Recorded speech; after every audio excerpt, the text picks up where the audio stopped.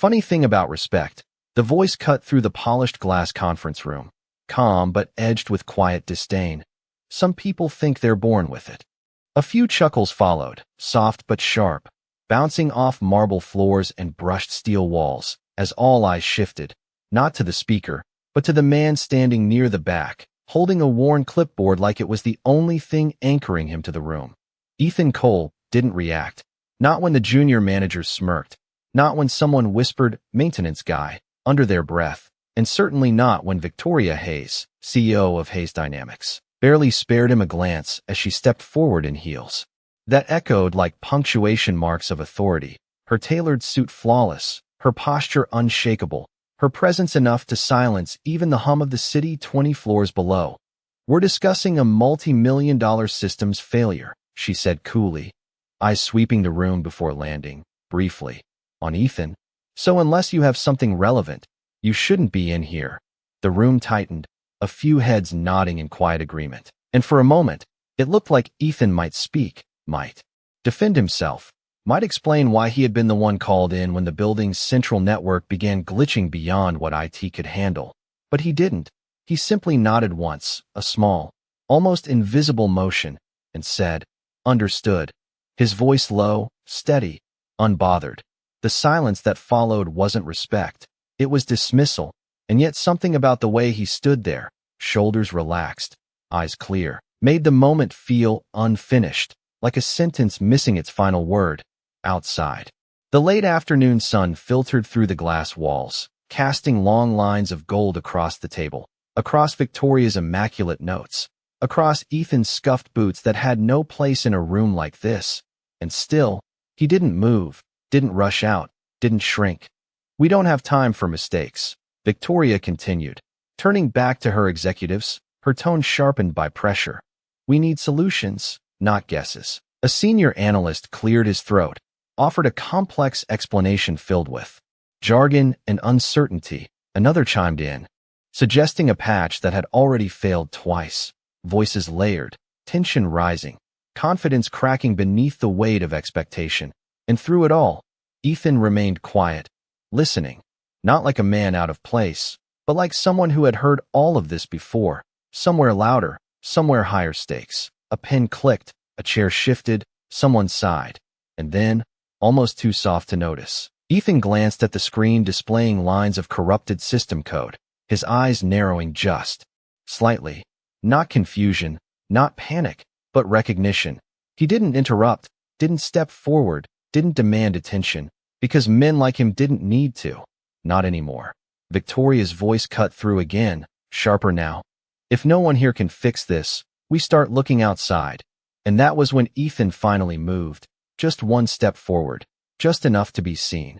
Not as a janitor, not as a shadow in the room, but as something no one there had considered yet. "Ma'am," he said quietly, and for a fraction of a second, the room paused, not because of who spoke, but because of how he did, steady, certain, without a trace of hesitation.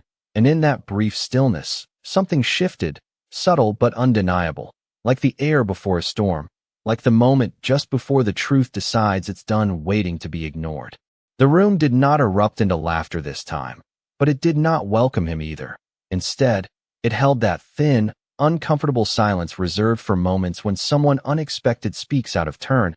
And Victoria Hayes did not look at Ethan immediately, not because she did not hear him, but because she had already decided he was not part of the equation. "Yes," she said finally, her tone controlled, neutral, but carrying the weight of someone used to being obeyed. A few executives exchanged glances, one of them leaning back in his chair with a faint smirk as if waiting for the maintenance man to embarrass himself. Ethan did not rush, did not fill the space with nervous words. He simply stepped closer to the edge of the long conference table, setting his clipboard down with quiet care, as though even the smallest action deserved respect. "The error cascade," he said, voice steady. "It is not starting in the main server."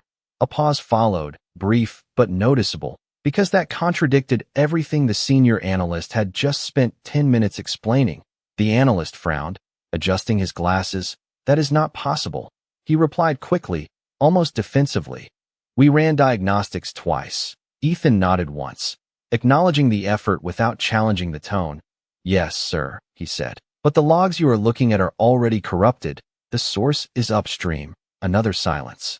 Thicker now, the kind that presses on the chest. Victoria's fingers stilled on the tablet in front of her, just for a second, before she spoke again. And you know this how? Her eyes finally met his, sharp, assessing, not dismissive anymore, but not convinced either.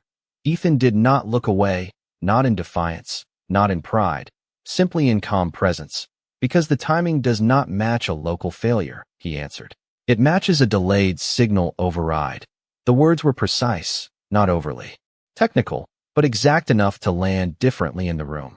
One of the engineers leaned forward, scrolling through the data again, his brow tightening, as if something was no longer lining up the way it had moments ago. Wait, he murmured under his breath. The timestamps, they are off. The senior analyst shifted in his seat, irritation creeping in. That could be a glitch in the reporting tool, he insisted. But the confidence in his voice had thinned, like paper stretched too far. Ethan remained still, hands resting lightly on the table now, not claiming authority, not asking for it, just offering something that could not be ignored anymore. It is not the tool, he said quietly. It is the sequence. Victoria exhaled slowly, not loudly, but enough to signal a shift. Her gaze flicked to the screen, then back to Ethan, and for the first time since he entered the room, she did not speak over him. If you are right, she said, her voice lower now, more focused. What happens next? The question landed differently than the ones before, not a challenge, not a dismissal, but an opening, and the room felt it. Every person sitting at that table felt the subtle change, the shift from tolerance to attention.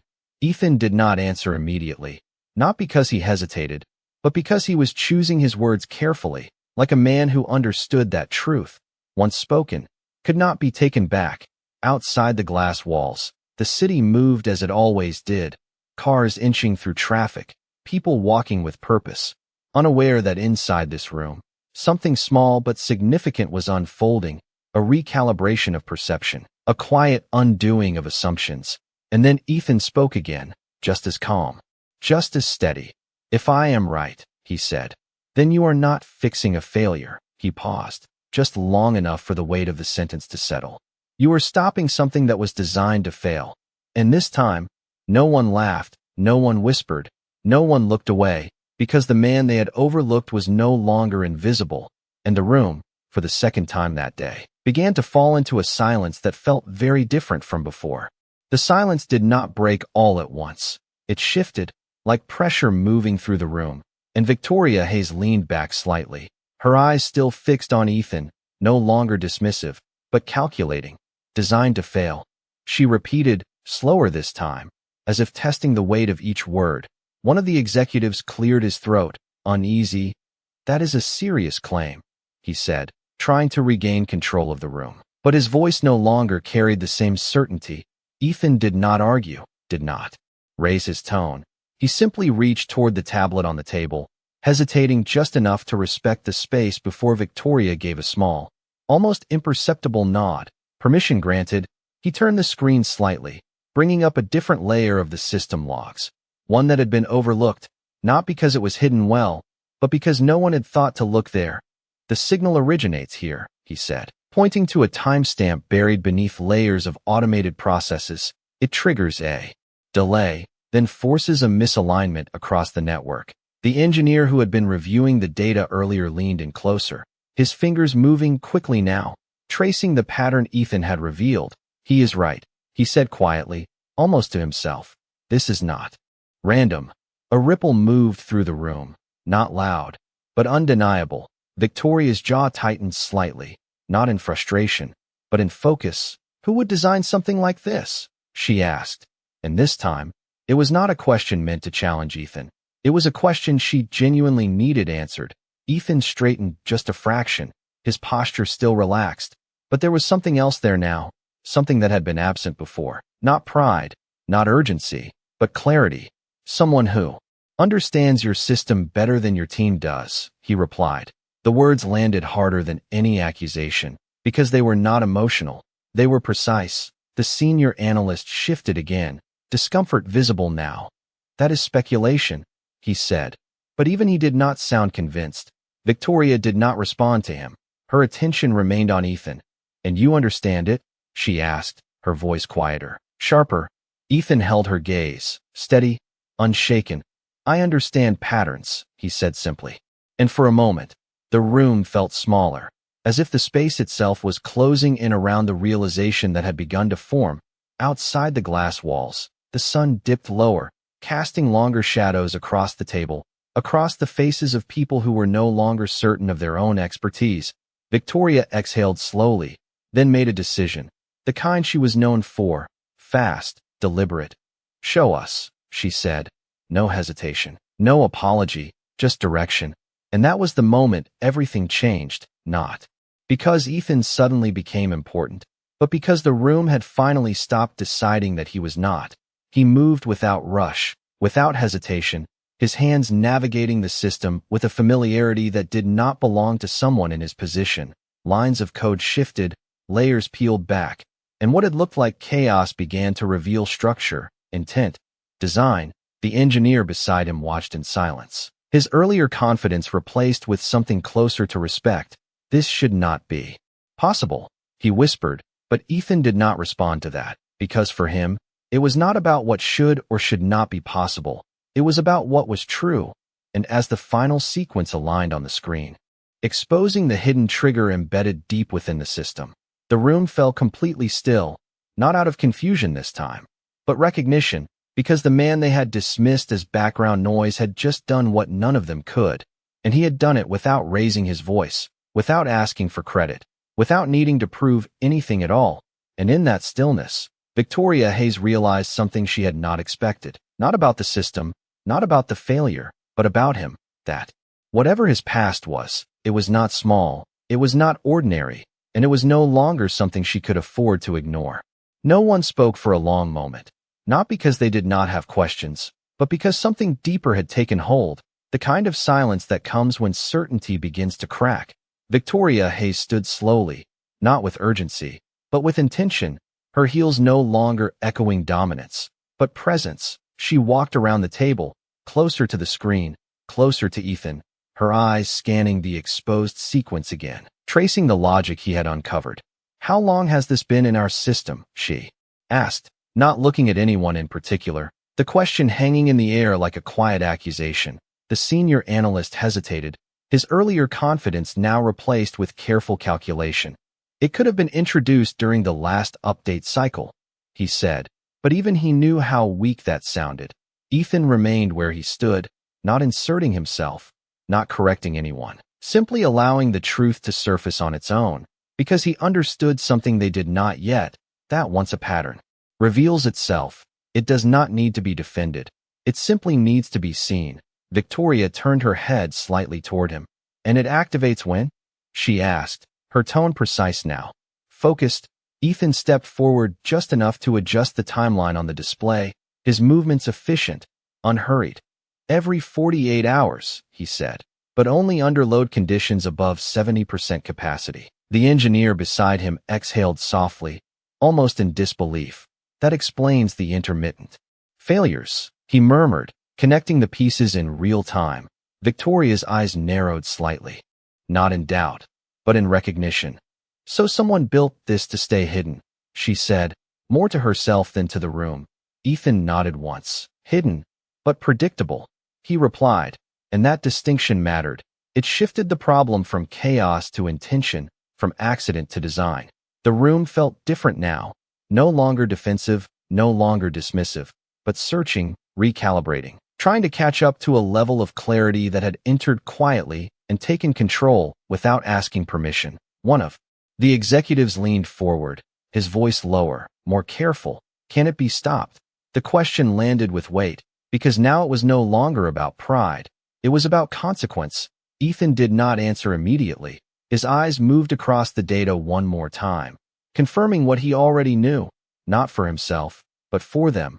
"Yes," he said finally, but not by patching it. Another pause, tension rising again. "You have to isolate the trigger and rebuild the sequence around it." The engineer blinked, processing. "That would require shutting down part of the network," he said, concern creeping into his voice. Victoria straightened, her decision already forming. For how long? She asked. Ethan met her gaze again, steady as ever. Approximately 90 minutes, he said, if it is done correctly. A murmur moved through the room. 90 minutes meant risk, meant exposure, meant stepping into uncertainty. But it also meant control, something they had already begun to lose. Victoria did not hesitate. Do it, she said, the authority in her voice returning. But different now, grounded, informed, not assumed. She looked directly at Ethan, not over him, not past him, but at him. You lead. The words were simple, but they carried a shift that everyone in the room felt. A quiet reversal of roles, not announced, not celebrated, just accepted. Ethan did not react the way most would. There was no surprise, no visible pride. He simply nodded once, the same way he had at the beginning. But this time, the meaning was different. This time, it was not acceptance of dismissal. It was acceptance of responsibility. He moved toward the main console, the room adjusting around him. People stepping aside without being told. Screens turning toward him. Attention following him naturally now. Not because he demanded it, but because he had earned it without ever trying to. And as the system began to shift under his guidance, lines of code reorganizing, processes isolating, the quiet hum of the building seemed to change, like something long ignored was finally being set right. And in the reflection of the glass wall behind him, Victoria Hayes watched not a maintenance worker fixing a problem, but a man who had stepped into control without raising his voice, without asking for recognition, and without revealing yet why he knew how to do any of this at all. The room moved, but not chaotically, not like before. This time, every motion carried intention. Screens shifted, chairs angled inward, voices lowered into focused exchanges, and at the center of it all, Ethan Cole stood with the same quiet steadiness, his hands moving across the system interface with a precision that did not draw attention to itself, but commanded it anyway. We isolate the trigger first, he said, his voice calm, measured, not louder than necessary, yet everyone heard it. Because now they were listening, truly listening. The engineer beside him nodded, already mirroring his actions, segmenting node cluster B. He confirmed, fingers moving faster than before, but more carefully, as if he understood now that speed without clarity was just noise. Victoria Hayes remained standing just behind them, not interrupting, not directing, simply watching, her eyes tracking every decision Ethan made, every line he adjusted, every pause he allowed before acting again, because those pauses were not hesitation, they were calculation, and she recognized that kind of thinking, the kind that did not rush because it did not need to prove anything. Load is at 68%. Another voice called out from across the table, tension threading through the words. If it spikes, the system could cascade again. Ethan did not turn, did not react outwardly. It will not, he said simply, not as reassurance, but as fact, and something about the way he said it settled the room more effectively than any detailed explanation could have. Seconds passed, then minutes, each one stretching slightly longer than the last as the network began to respond, processes slowing, reorganizing, resisting at first, then aligning, like a system reluctantly admitting it had been misunderstood all along. Trigger located, the engineer said suddenly, his voice carrying a note of disbelief. It is deeper than we thought. Ethan leaned in slightly, his eyes scanning the structure, confirming, adjusting. Do not remove it yet, he said. Contain it. The distinction mattered, and now they understood that. Hands paused mid-command, waiting for his next instruction. Victoria crossed her arms lightly, her posture relaxed but attentive. Why not remove it? She asked, not challenging, but learning. Ethan glanced at her briefly, then back to the screen. Because it is connected to something else, he replied. If you pull it out too early, you lose the pattern. A quiet realization moved through the room. This was not just about fixing a problem. This was about understanding it completely, something they had not been able to do before he spoke. The system logs continued to update, lines stabilizing, error rates dropping, and then, almost without announcement, the tension began to ease, not dramatically, not all at once, but gradually, like a storm losing its edge. We are holding steady, someone reported, a hint of relief in their voice. Ethan nodded once. Good, he said, Now rebuild the sequence around it. The engineer followed, hands steady now, guided by something more than instruction, guided by trust. And as the final adjustments locked into place, the system responded, not with noise, not with resistance, but with clarity, a clean, uninterrupted flow that had not been seen since before the failures began. The room went still again, not in confusion, not in doubt, but in recognition. Because what had just happened was not luck, it was not coincidence, it was control. Victoria exhaled slowly, her gaze shifting from the screen to Ethan. And for the first time since this began, there was no distance in her expression, no hierarchy, no dismissal, just understanding. It is stable. The engineer confirmed quietly, almost reverently, as if speaking too loudly might disturb something fragile. Ethan stepped back slightly, giving the space back to the room, to the system, to the people who had been here all along. He did not claim the moment, did not linger in it. He simply returned to stillness, the same place he had started, but everything around him had changed, and in that quiet, undeniable shift, one truth settled into the room with a weight no one could ignore: the man they had overlooked had just restored what they could not, and he had done it without ever asking them to believe in him first. The room did not celebrate. There was no applause, no sudden burst of voices, only a quiet, collective exhale that seemed to settle into the walls themselves, as if even the building understood that something important had just been restored. System integrity is back to 99.8%, the engineer said, his voice steadier now, but still carrying a trace of disbelief. Someone else confirmed the numbers from another terminal, then another, each verification layering certainty over what had once been doubt. Victoria Hayes remained still for a moment longer, her gaze lingering on the stabilized data, not because she needed confirmation, but because she was measuring something else entirely, something less visible, something that could not be displayed on a screen. Then she turned, slowly, deliberately, toward Ethan Cole, who had already stepped back from the console, his hands resting loosely at his sides, his posture unchanged, as if none of this had required anything more than what he had already been carrying all along. "Walk with me," she said, her voice calm, not a command, not a request, but something in between, the kind of tone that shifted a room without raising itself. A few heads turned as she moved toward the glass doors, not waiting to see if he would follow, because she already knew he would, and after a brief pause, Ethan did, not hurried, not hesitant, just steady. The hallway outside was quieter, the hum of the office softened by distance, sunlight now fading into a muted amber glow that stretched along the polished floor. For a few steps, neither of them spoke, not out of discomfort, but because the silence itself held weight, and both of them understood that some things should not be rushed. Finally, Victoria stopped near the end of the corridor, turning to face him fully, her expression no longer guarded, no longer distant, but searching. "You said you understand patterns," she began, her tone measured.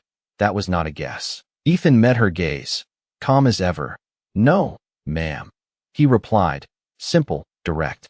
She studied him for a moment, longer than before, as if trying to reconcile the man in front of her with the role he had been assigned. The gap between those two things now too wide to ignore. "People do not just understand systems like that," she said, not accusing, not doubting, but acknowledging, not without experience. A pause followed, the kind that invites truth without demanding it. Ethan did not look away, but there was a subtle shift in his eyes, not hesitation, not fear, but memory. Something deeper, something older. "I used to work in environments where failure was not an option," he said quietly, the words carrying more than their surface meaning. Victoria tilted her head slightly. "Government?" she asked, testing the edge of the answer. Ethan gave a faint nod. Nothing more, nothing less. The hallway seemed to narrow around that single admission, not because it explained everything, but because it suggested far more than it revealed. Victoria exhaled slowly, absorbing it, recalibrating again. "And now you are here," she said, not as a question, but as a statement that needed context. Ethan's gaze softened just slightly. "Now I am a father," he replied, and for the first time, there was something else in his voice, something quieter than strength, but stronger than explanation, something that did not need to be justified. Victoria held that answer for a moment, letting it settle, letting it reshape what she thought she understood about him, about this situation, about the choices people make when the world changes around them. You could have been anywhere, she said, her voice lower now, more human than executive. Ethan gave a small, almost unnoticeable shrug.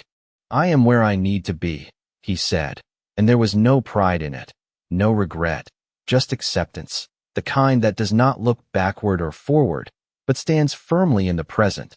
The hallway fell quiet again, but this time, it was not the silence of uncertainty, it was the silence of realization, because Victoria Hayes, for all her power, for all her control, had just encountered something she could not measure, could not predict, and could not command, a man who had chosen to step away from whatever made him extraordinary, and in doing so, had become something even harder to define. And as she looked at him now, she understood one thing with absolute clarity. Whatever his past truly was, it had not been uncovered yet, not fully, and somehow, she knew that when it was, it would not just change how this room saw him, it would change everything. Victoria did not return to the conference room right away, and neither did Ethan, the hallway holding them in a quiet pause that felt less like a break and more like a turning point. There is more to this, is there not? She said finally, not pressing, not demanding, but acknowledging what had already begun to surface. Ethan did not answer immediately, his eyes drifting briefly toward the glass windows at the far end of the corridor where the city lights were starting to flicker on, one by one, like signals in the distance. There usually is, he replied, and the simplicity of it carried more weight than any detailed explanation could have. Victoria studied him again, this time not as a subordinate, not even as an unexpected asset, but as someone whose presence had shifted the balance of her own understanding. You said the trigger was connected to something else, she continued, her tone sharpening slightly, returning to the problem, but now through a different lens. What did you mean by that?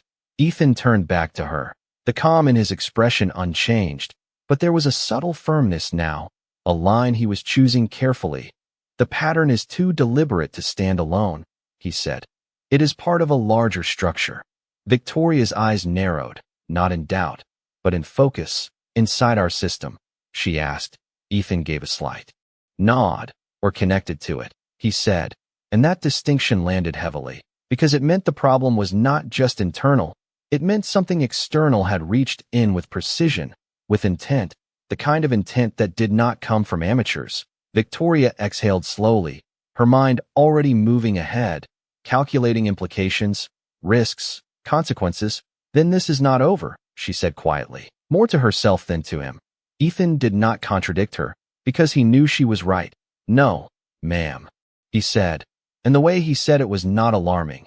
It was steady, grounded, the kind of truth that does not escalate fear but clarifies it. A few steps away, through the glass wall, the conference room could still be seen, executives moving again, voices returning, but different now, lower, more careful, as if the room itself had learned something it could not unlearn. Victoria glanced back briefly, then returned her focus to Ethan. Why did you not say anything sooner? She asked, not accusing, but searching for the gap, the missing piece between what he knew and what they had assumed. Ethan's expression did not change, but there was a quiet honesty in his answer. No one asked, he said, and there was no bitterness in it, no edge, just fact. And somehow, that made it heavier, because it revealed something not about him, but about them, about how easily people overlook what does not fit their expectations. Victoria absorbed that in silence, the realization settling deeper than she might have expected. That will not happen again, she said after a moment, not as a promise to him, but as a correction to herself. And for the first time, Ethan allowed the faintest hint of a response, not a smile, not approval, but acknowledgement, the kind that says he heard her, but does not need anything from it. The hallway grew quieter as the evening deepened, the last of the daylight fading into reflections on glass and steel, and in that dimming light, something else became clearer, something neither of them spoke out loud, that whatever had been uncovered today was only the beginning, because systems like this, patterns like this, they did not appear without reason, and men like Ethan did not end up where he was without a story that had not yet been fully told. And as Victoria Hayes stood there, Looking at a man she had almost dismissed entirely, she understood one thing with growing certainty. The past he carried was not just something hidden. It was something that was about to matter, far more than anyone in that building was prepared for. Victoria did not say anything else as they stood there, but the decision had already formed behind her eyes, not impulsive, not emotional, but deliberate, the kind that reshaped outcomes quietly before anyone else realized it. "Go home, Mr. Cole," she said after a moment, her tone steady, composed. "You have done enough for today." Ethan gave a small nod, the same calm acceptance he had shown all along. No questions, no hesitation, and without another word, he turned and walked down the corridor, his footsteps soft against the polished floor, fading into the rhythm of the building as if he had never disrupted it at all. Victoria watched him go for a second longer than necessary, then turned back toward the conference room, but she did not re-enter immediately. Instead, she reached into her pocket, pulling out her phone, her expression shifting, not softer, not warmer, but more focused, more precise. "I need a background check," she said as soon as the line connected, her voice low, controlled, full history, employment, affiliations, everything. There was a pause on the other end, a question she did not wait to hear. "His name is Ethan Cole," she added, and then she ended the call before anything else could be said. The hallway returned to silence, but it was not empty. It was filled with the weight of a question that had finally been asked the right way. Inside the conference room, the energy had changed. People spoke more carefully now, as if aware that they had just witnessed something they did not fully understand. But Victoria did not join them right away. Instead, she walked to the far window, looking out over the city as night settled in, lights stretching across the skyline like a map of 1,000 separate stories. And somewhere among them was one she had almost ignored entirely. Hours passed. Not loudly, not dramatically, but with a quiet persistence. And by the time her phone vibrated again, the office had thinned, most of the staff gone, leaving behind only the hum of machines and the faint glow of screens. She glanced at the display, then answered, "Yes." Her voice was quieter now, but sharper, the kind of tone that expects truth, not comfort. There was a pause, longer this time, and as she listened, something in her posture changed, not visibly at first, just a slight stillness. Then a narrowing of her eyes, then a slow, controlled breath. "That is not possible," she said, but there was no real denial in it, only disbelief trying to keep up with reality. The voice on the other end continued, and Victoria did not interrupt, because what she was hearing was not speculation. It was documented, verified, undeniable. Her gaze shifted back toward the empty hallway where Ethan had walked away, and for the first time, the distance between who he appeared to be and who he truly was became something she could no longer measure in simple terms. "Say that again," she said quietly, and when the answer came, she did not respond immediately, not because she did not understand, but because she understood too well. The silence stretched, heavy, absolute, and then she ended the call without another word, the phone lowering slowly in her hand as she stood there, alone now, the city lights reflecting faintly in the glass. And in that reflection, something had changed, not in the building, not in the system, but in her, because the man she had dismissed as invisible was not just experienced, not just capable. He had once operated at a level far beyond anything in her company, far beyond anything she had expected to find standing quietly at the back of her conference room. And as that realization settled in, deeper and heavier than anything that had come before, one truth became impossible to ignore. She had not uncovered his past. She had only just begun to understand how much of it had been hidden and how powerful it truly was. The next morning did not arrive with drama. It arrived quietly, like most things that matter do, the early light stretching across the edges of the city as employees filtered back into Hayes Dynamics, carrying coffee cups and unfinished thoughts, unaware that something fundamental had shifted overnight. Inside the building, conversations resumed, systems ran smoothly, and for the first time in days, there were no alerts, no warnings, no signs of failure, just a steady, uninterrupted flow that felt almost unfamiliar. And yet, beneath that calm surface, something else lingered, something unspoken, something waiting. Victoria Hayes stood in her office, The file still open on her desk, its contents no longer surprising, but still heavy. Each line confirming what she had heard the night before, not speculation, not rumor, but fact. Ethan Cole had not simply worked in high-level environments. He had once led them, architected systems that entire organizations depended on, advised decisions that shaped outcomes far beyond a single company. And then, without explanation, without recognition, he had stepped away, disappearing into a life that no one in this building had thought to question. Victoria closed the file slowly, not because she was finished with it, but because she understood that what mattered now was not what was written there. It was what she would do with it. Across the building, Ethan moved through the hallway the same way he always had, steady, quiet, his presence blending into the rhythm of the place as if nothing had changed. A few people glanced at him differently now, not openly, not yet, but enough to suggest that yesterday had not gone unnoticed. He nodded politely as he passed, the same small acknowledgement he had always given. No more, no less, because for him, nothing needed to be different, not on the surface, not in the way he carried himself. When he reached the maintenance room, he set his tools down with the same care, the same routine, as if restoring a system and revealing a hidden truth were just another part of the day. And in a way, for him, they were. A knock came at the door, soft, deliberate. Ethan turned, and for a brief moment, the room held still. Victoria Hayes stood there, not in the distance of a boardroom, not behind glass or authority, but at the threshold of his space. "May I come in?" she asked, and the question itself shifted everything. Because it was not about permission, it was about respect. Ethan gave a small nod, stepping aside without hesitation. "Of course," he said, his voice as calm as ever. She entered slowly, taking in the simplicity of the room, the tools, the order, the absence of anything unnecessary.